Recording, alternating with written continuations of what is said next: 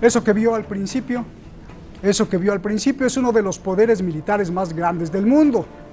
Son armas de Rusia y armas de China, con lo más nuevo y más avanzado de la tecnología militar.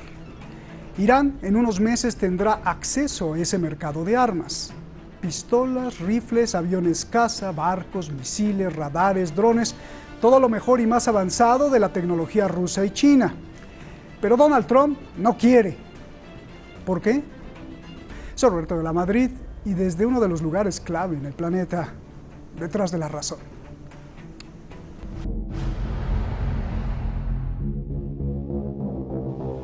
En 2006, la ONU embargó a Irán. Estados Unidos, Reino Unido, Francia, China y Rusia le prohibieron a Irán comprar armas. Este octubre que viene se levanta el embargo, pero Estados Unidos no quiere. Argumenta que Irán podría adquirir novedosas y avanzadas armas que alimentarían más los conflictos en la región.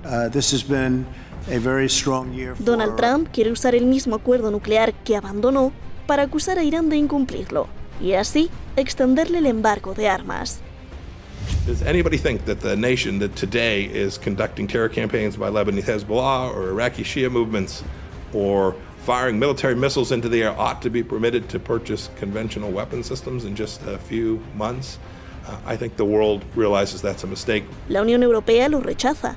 Dice que Estados Unidos se retiró del acuerdo nuclear con Irán y no tiene argumento válido. The United States has withdrawn from the JCPOA, and now they cannot claim that they are still part of the JCPOA. Rusia y China también se oponen a Donald Trump. Han comenzado a presentar el caso en la ONU. Según la agencia Reuters, Rusia y China buscan desbaratar el argumento de Estados Unidos y el intento de Trump de que el Consejo de Seguridad le reimponga todas las sanciones a Irán. Para impedirlo, Rusia está invocando una opinión legal internacional de hace 50 años, que indica que un país que rechaza o no cumple con sus obligaciones pierde su derecho que deriva de esa relación. Le dicen a Estados Unidos que en la vida no se puede tener todo a la vez, comerse el pastel y luego querer tenerlo. Estados Unidos está siendo ridículo e irresponsable. Esto es absolutamente inaceptable y solo sirve para recordar el famoso proverbio inglés sobre quedarse con el pastel y comérselo. Sergei Lavrov, canciller de Rusia.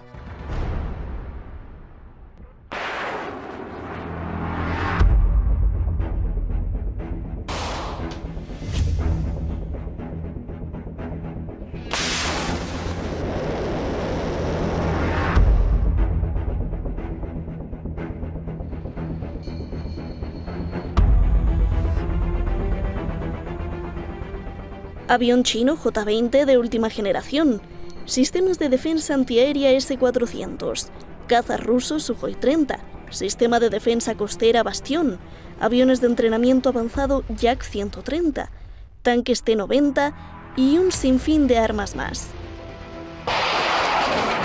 Estados Unidos dice que este es el verdadero motivo de que Rusia y China estén felices de levantar el embargo a Irán.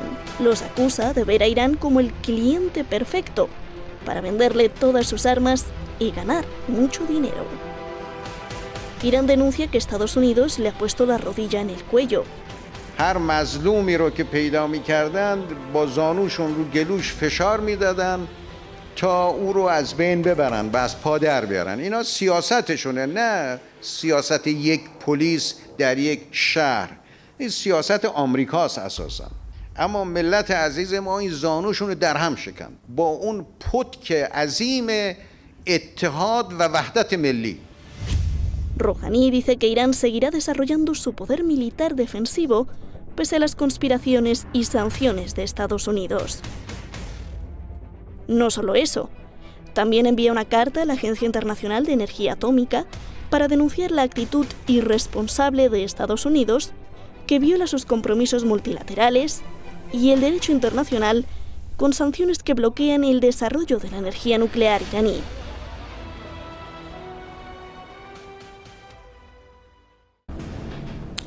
Pues ahí está el documento. Muchísimas gracias al equipo detrás de La Razón. Muchísimas gracias a usted siempre por estar ahí presente en las redes sociales. Vamos directamente con nuestros invitados. Esta noche tenemos a dos grandes maestros e investigadores. Francisco Fernández Cruz Sequera, abogado allá en Madrid. Estamos estableciendo la comunicación. Y el investigador académico Guillermo Mackin, analista internacional en Cambridge. Muchísimas gracias a los dos. Guillermo, comienzo contigo. A ver, primero vayamos a las causas del deseo de Estados Unidos. La pregunta es, ¿por qué Estados Unidos no quiere levantar el embargo de armas a Irán, por favor? Bueno, hay que ir a las características de la administración Trump y quiénes son sus donantes. La característica dominante de la forma de gobernar de Trump es transaccional, es decir, él ve gobernar como un negocio. Si los intereses de Estados Unidos y del resto de la comunidad internacional coinciden o no, eso es harina de otro costal. ¿Y quién está detrás de esto? Su mayor donante. Resulta que es un billonario del juego que se llama Sheldon Adelson y que le ha donado más de 100 millones de dólares, casi 150 yo diría, por las sumas que me han ido haciendo ver, desde 2016. Él es pro-Israel y específicamente pro-Likud. Entonces, y anti-palestino, por supuesto. Entonces, eso es el motor de la propuesta de Trump, que desde el punto de vista jurídico y de la forma de hacer las cosas dentro de Naciones Unidas, habiendo rechazado la resolución 2231, no tiene cómo pedir de nuevo sanciones para Irán. Pero el motor es este hombre que mueve a Trump y, por supuesto, las sectas, digamos, protestantes, no todas las sectas protestantes, pero las más extremas de derecha. Eso forma digamos, el abanico de influencias que determina la política de Trump. Eso ha llevado, por ejemplo, a que se moviera la embajada de Estados Unidos de Tel Aviv a Jerusalén. Bien. Francisco, un saludo. Qué pena que no tengamos por video, pero ahí te escuchamos. Te pregunto, ¿Estados Unidos teme que Irán se arme más y sea más poderoso? ¿Por qué quiere que no se levante el embargo? Por favor, Francisco. Bueno, lo primero, como siempre, enviarte un abrazo y a la audiencia, saludar a la audiencia y al contertulio de hoy. Lamentablemente no sabemos qué ocurre, pero hemos tenido problemas con la comunicación y no puedo tener mi imagen en el programa. Yo quisiera hacer hincapié en una pequeña observación, y es algo que creo que tengo capacidad técnica para decir, y es que las pretensiones de Estados Unidos de hacer valer un contrato en el que se ha retirado y del que no forma parte son absolutamente contrarias al derecho internacional.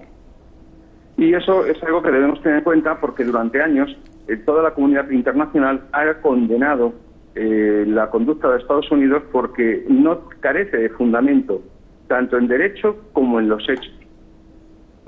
Durante años Irán ha venido cumpliendo todas las resoluciones de todos los organismos internacionales y a día de hoy sigue permitiendo el acceso de los observadores internacionales a sus instalaciones nucleares. Por lo tanto, el tratar de ampliar por parte de Estados Unidos, tratar de ampliar un embargo en el comercio de armas en aplicación a un pretendido derecho es algo absolutamente ridículo y es algo que no tiene ningún fundamento legal. Solamente tiene el respaldo de su prepotencia, de la soberbia y del poder que a día de hoy hace gala en la escena internacional mediante su hegemonía militar. Dicho esto... ¿Perdón? Que quisiera agregar algo porque hace a la esencia de todo esto. A ver, sí, deja que acabe Francisco y ahora voy contigo, Guillermo, por favor. Perfecto. Perdón, pero es que se me ha ido un poco lo que estaba diciendo. ¿Me puedes repetir la pregunta, Roberto? La comunicación es muy mala. Sí, no te pregunté nada. Mejor acaba tu Bien, idea. pues sencillamente centrarnos en esta cuestión de que efectivamente esta pretensión norteamericana no tiene ningún fundamento en nada. Y no es normal que tanto la Unión Europea como el Grupo 5+1, como cualquier actor internacional tenga que ver en esta situación generada por Estados Unidos un acto de prepotencia que podemos ver repetidamente con todos aquellos países que el imperio designa como enemigo. Es decir, la prohibición de comercio, el bloqueo del sistema de pagos internacional SWIFT, que hace que un país se quede aislado, el embargo comercial. Bueno, es todo un cerco que se reduce a aquello tan antiguo de la Edad Media que conocíamos, de sitiar una fortaleza por hambre hasta rendirla. La última canallada de Estados Unidos fue tratar de embargar todos los productos que pudiera importar Irán para combatir la pandemia del coronavirus. Y con esto se dice todo. Es decir, eso no es una medida contra el régimen, no es una medida política, sino que es un crimen de lesa humanidad dirigido contra el derecho de gente. Bien. Guillermo, a ver, tú querías agregar algo y de una vez te explico, de una vez te hago la pregunta. Explícame el argumento de Estados Unidos de querer usar el acuerdo nuclear para extender el embargo, incluso reimponer todas las sanciones del Consejo de Seguridad, y explícame por qué no se podría.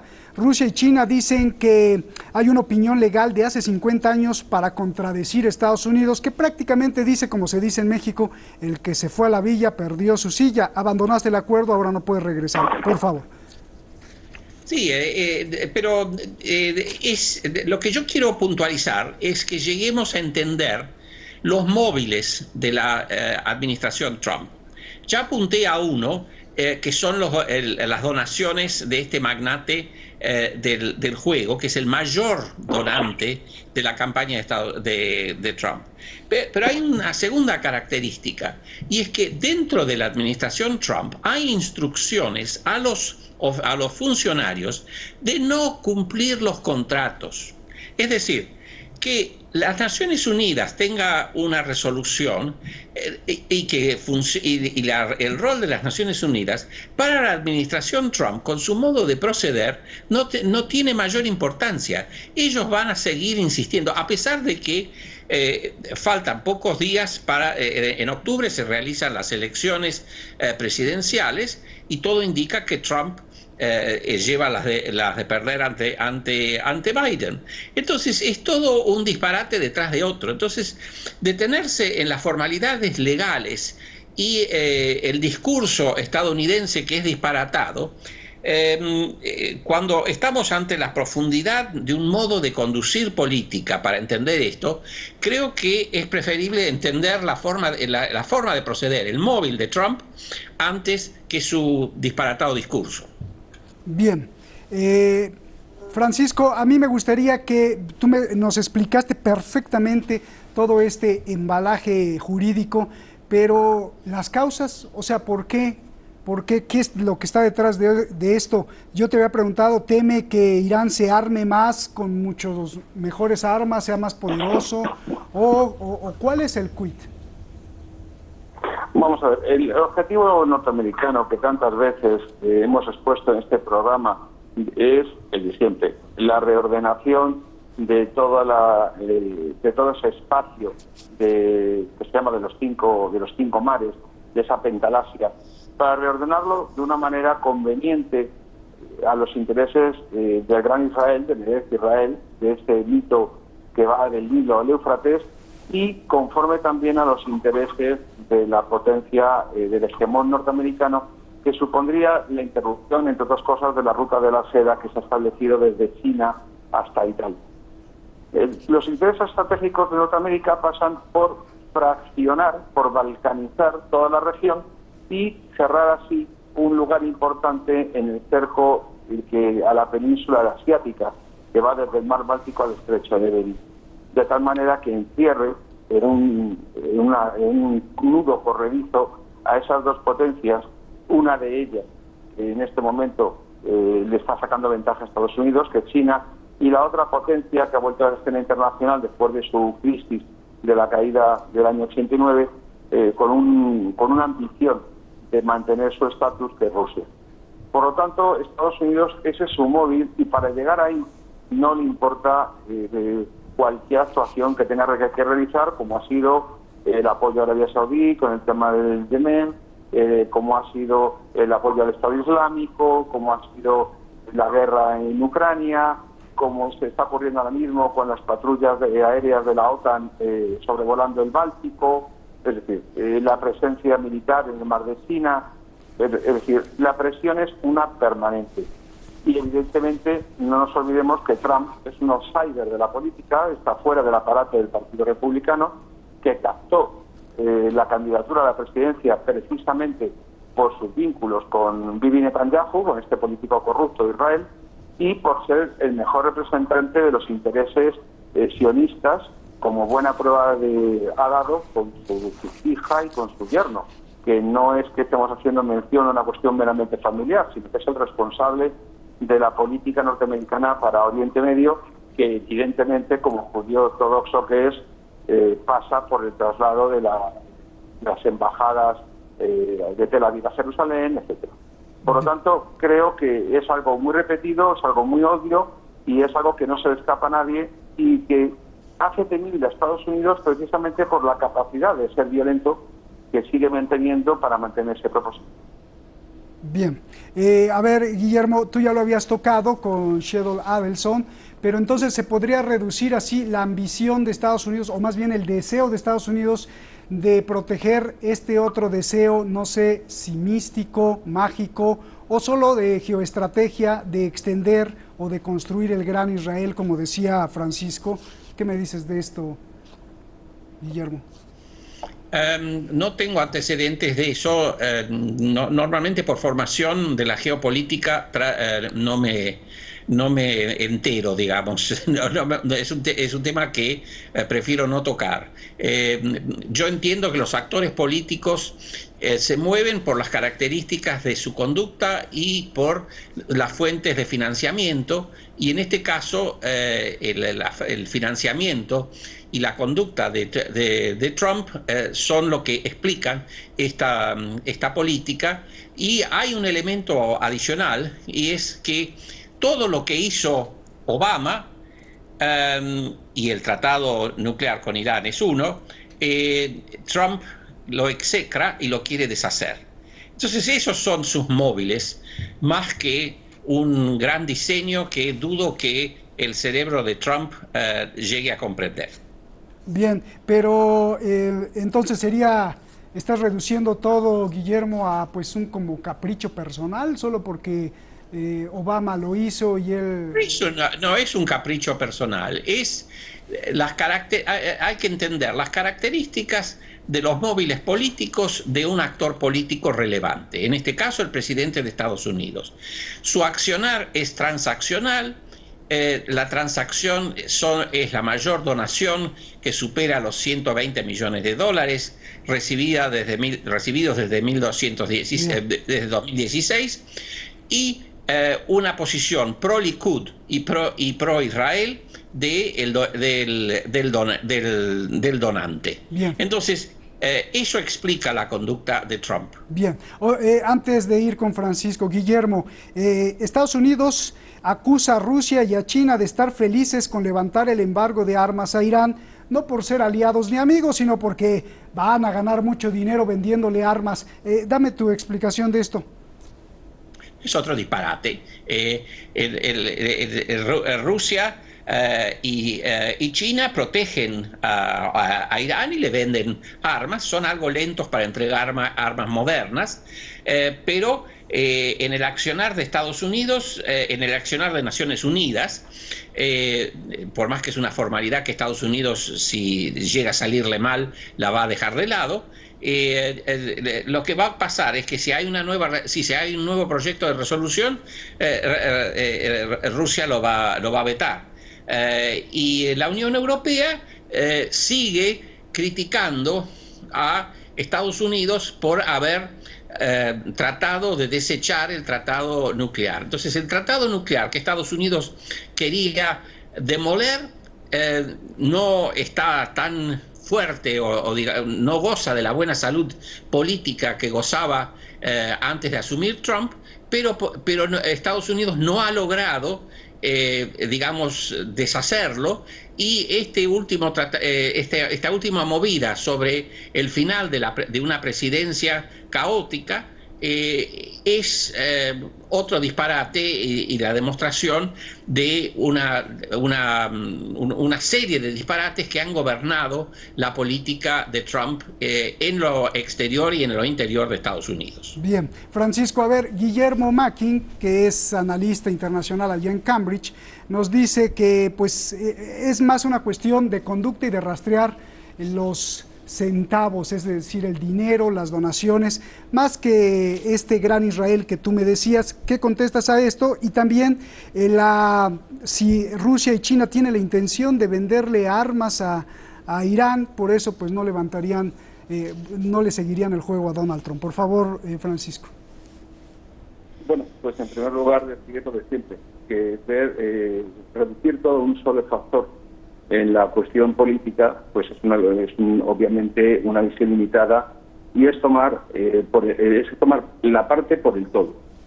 Sin dudar, claro que tiene razón cuando afirma que existen móviles de orden económico, pero no son ni los únicos y dependiendo de las opiniones pueden ser o no los principales.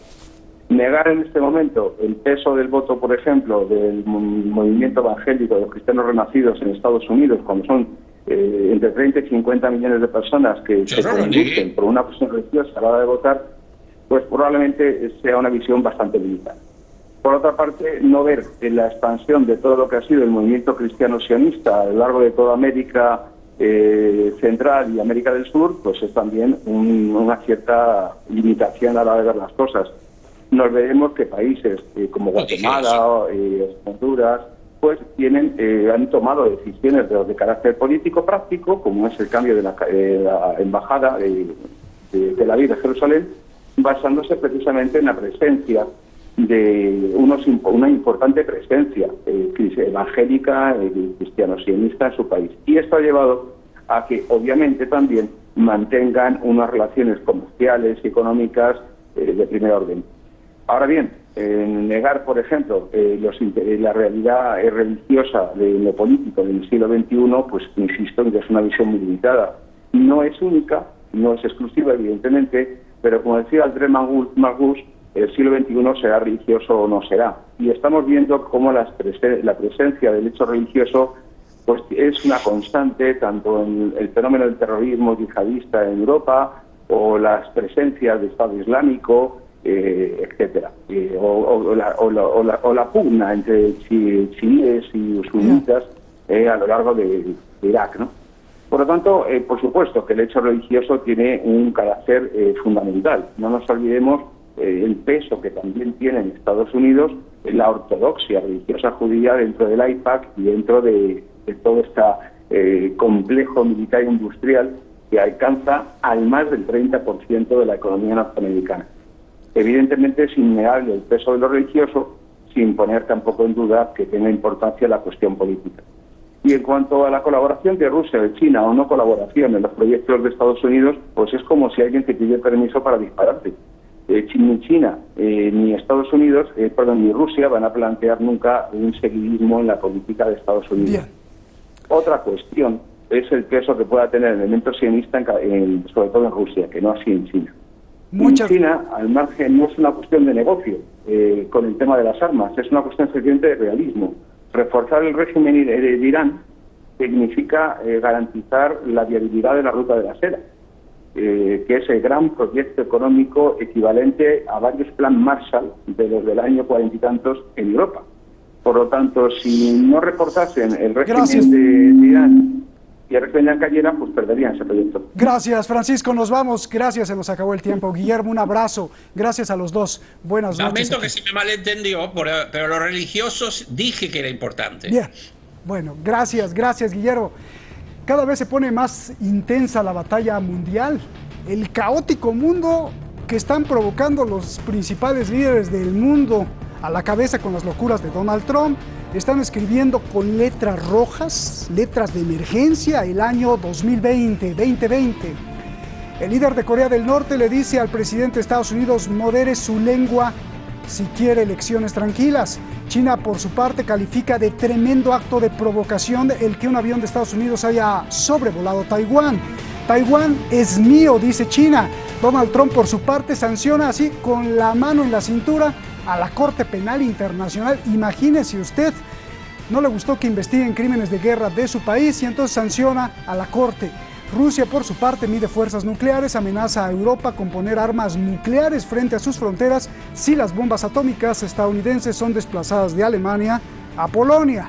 Este es 2020 y apenas estamos a la mitad de año. Falta además ver todo lo que ha hecho pues el condenado bicho que no merece la corona, el coronavirus, que está coronando la ineptitud, la corrupción y el desorden político. Faltan 6 meses para que termine el año. Buenas noches.